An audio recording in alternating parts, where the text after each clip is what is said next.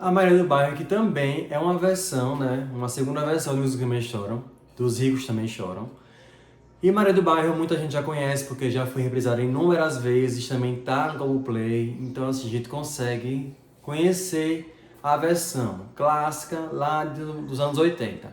Mas essa versão que eu vou falar aqui no vídeo é a versão de 2021, produzida pela Fábrica de Sonhos, para a Fábrica de Sonhos. Que na verdade, a Fábrica de Sonhos, para quem não sabe, foi um projeto que a Televisa lançou lá em 2019, com uma forma de resgate. Ela adaptava as produções que já haviam sido feitas, clássicos, né? Como Os Ricos Também Choram, Cuna de Lobos, A Madrasta, A Usurpadora, várias histórias. E ela adaptava em formato de série, contemplando em 40 episódios, 50, outras tem só 26, que é o caso de Rubi, que já falei aqui no canal. Como essa que a gente tem, que são 60, e por aí vai. Depende da história e de como ela vai ser abordada nos tempos atuais. Mas sobre essa versão de 2022, eu confesso que é uma versão que eu gostei bastante, porque a produção da novela não deixou a desejar. Eles conseguiram manter a história, apesar de ter algumas elaborações por causa dos tempos, né? A gente está em 2025 hoje, mas quando foi produzido estava em 2022. Então a gente não pode se prender aos costumes dos anos 80, né? Onde, assim, o sexo, por exemplo, era uma coisa, né, muito conservadora, né? Assim, não se fazia tanto ou se fazia muito às escuras. Então, assim, nessa versão não é que tem sexo explícito, mas assim, as cenas são mais picantes, são mais reais, porque hoje em dia está tudo dessa maneira, né? Os tempos de rede social, né? De tudo ser postado, de tudo ser filmado. O que estamos vivendo hoje, a novela retrata, para justamente seguir esse padrão, né, de que tudo está sendo acontecendo agora, apesar de ser uma história dos anos 80, mas assim, eles estão bem realistas em relação a isso. Então, é um ponto positivo, na minha opinião. Outro ponto positivo é a mocinha, que é interpretada pela Cláudia Martim, que faz a Mariana. Uma coisa boa também que eu achei, os nomes, eles mantiveram os nomes da versão clássica, não mudaram os nomes, então eu também achei isso bacana, porque para quem já viveu essa história, causa uma certa nostalgia, porque os nomes são os mesmos, né? Cláudia Martim, na minha opinião, não vi a primeira versão, mas na minha opinião, a Cláudia Martim é uma boa atriz para interpretar mocinhas e vilãs. Ela consegue ser muito versátil, então ela estrelando, protagonizando essa versão aí, muito boa por sinal, ela não deixa a desejar. Ela fez muito bem o papel dela. Tem um cachorro chamado Puguento, né? Na história, uma mocinha jovem, pobre, que luta para sobreviver, trabalha e estuda como todo mundo, trabalha no supermercado. Só que ela trabalha no supermercado, já contando a história, para vocês ficarem cientes, né? Porque tem gente que realmente não sabe de nada da novela. Ela trabalha numa rede de supermercados, ela mora no Cortiço, com o cachorro dela chamado Puguento. E nessa rede de supermercados, o dono é o senhor Alberto, que é o pai de Luiz Alberto, que é quem vai chegar para ela, para ajudar ela no momento de aflição. O seu Alberto, que é o poderoso dono das empresas do grupo todo, tem essa rede de supermercados e ela trabalha lá. Só que ela vai fazer uma entrevista na empresa, no escritório mesmo, digamos assim, na matriz, né, dessas empresas. Só que o rapaz do RH meio que assedia ela, né? Bem atual o tema, tá vendo? E ela sofre esse assédio, ela diz que não quer, ela prefere não ingressar na empresa se for por esses métodos. E aí, no momento da saída dela, a entrevista, o senhor Alberto, após uma discussão calorosa com o filho, Luiz Alberto, interpretado pelo Sebastião Rulli, ele passa mal no estacionamento e ela vai socorrer. Nesse momento, ela salva ele, no primeiro socorros, ela coloca ele numa posição onde ele não vai morrer. E se ele tivesse nessa posição que ele estava quando caiu, ele morreria. Desculpa.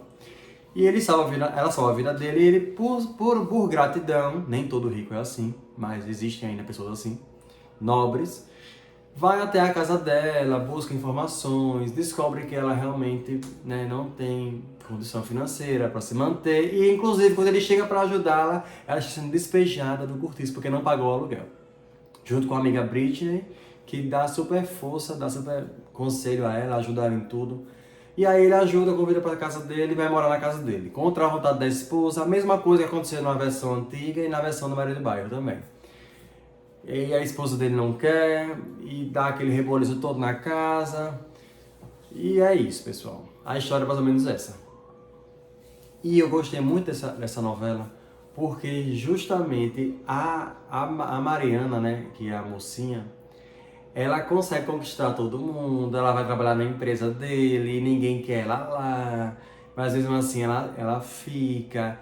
E a Soraya, que é a vilã, arma muito contra ela, mas ela consegue se sobressair. A Soraya, junto com o Leon, que é o outro vilão, eles tentam várias vezes eliminar, né, o senhor Alberto, tirar ele de circulação para poder ficar com a empresa, porque o Leão, ele trabalha para o senhor Alberto, é um dos braços direitos da empresa, só que ele tem inveja, ele quer se vingar, porque ele acha que lá atrás o pai dele deveria ter o que o senhor Alberto tem. Ele cresceu com essa inveja e hoje ele trabalha ao lado, mas ele trabalha ao lado sendo falso e mentiroso.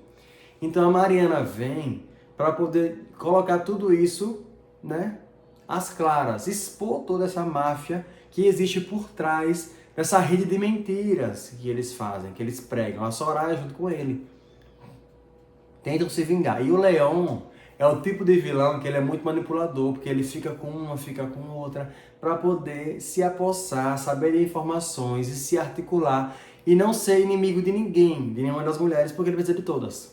Tanto da Soraya quanto da mãe de Luiz Alberto, que ele também sai, né? Então fica esse rolo, sabe? Ele sempre... Mas ele é mesmo apaixonado e obcecado por Daniela, que é a esposa do senhor Alberto. Então vocês estão vendo que confusão.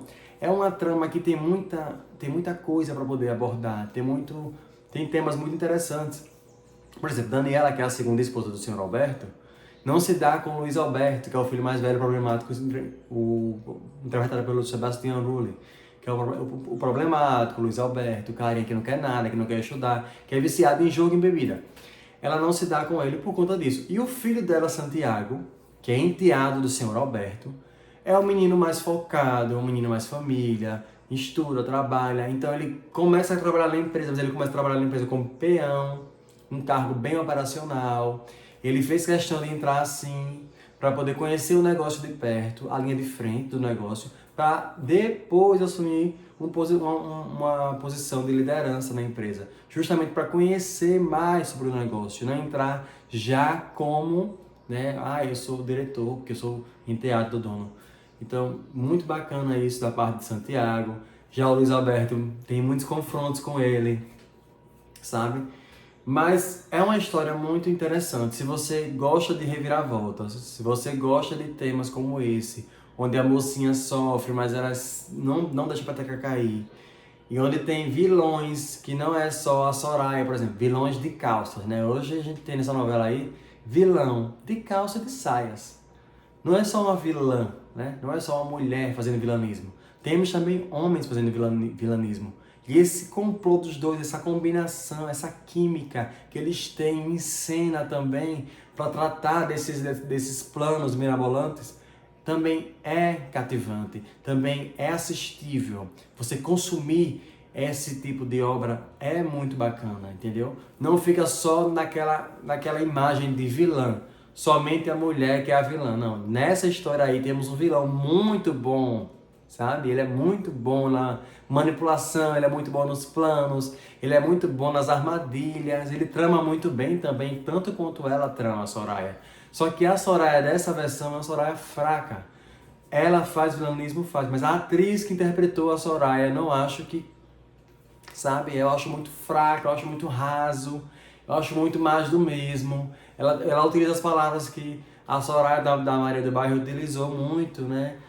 Marginal, mas não passa, entendeu? Aquele tom de, eita, meu Deus, essa vilã é perigosa, essa vilã é... Nossa, essa vilã... Não passa. Então, pra mim, é uma vilã rasa, uma vilã mediana, uma vilã que passa despercebida pela história, porque é mais uma entre tantas outras vilãs que já existiram na televisão. Vocês entendem o que eu tô falando? É mais ou menos isso. Não é aquela vilã de tirar o seu fôlego. É uma vilã, ok, é uma vilã. Precisa de alguém para poder movimentar a história e fazer maldade, ela faz. Mas ela assim, ela cumpre o papel. Pronto. Não tem mais nada além disso. Não tem grandes entregas da parte da atriz. Porque história, para poder explorar, eles têm. A novela tem, entendeu? O histórico da vilã tem. Então faltou, na minha opinião, mais empenho da atriz. Da direção, da produção, não sei. Mas a atriz, ela precisava entregar mais. Ela entregou muito pouco. Ela foi e cumpriu o script, papel. Na minha opinião, faltou esse tipo de... Vocês entendem o que eu tô falando, né?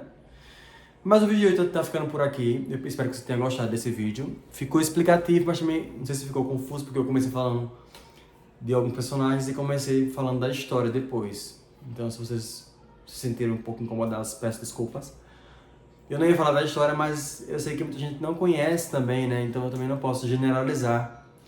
Então por isso eu falei da história também pra vocês. A novela tem 60 capítulos e está disponível dublada e também em áudio original lá no Globoplay.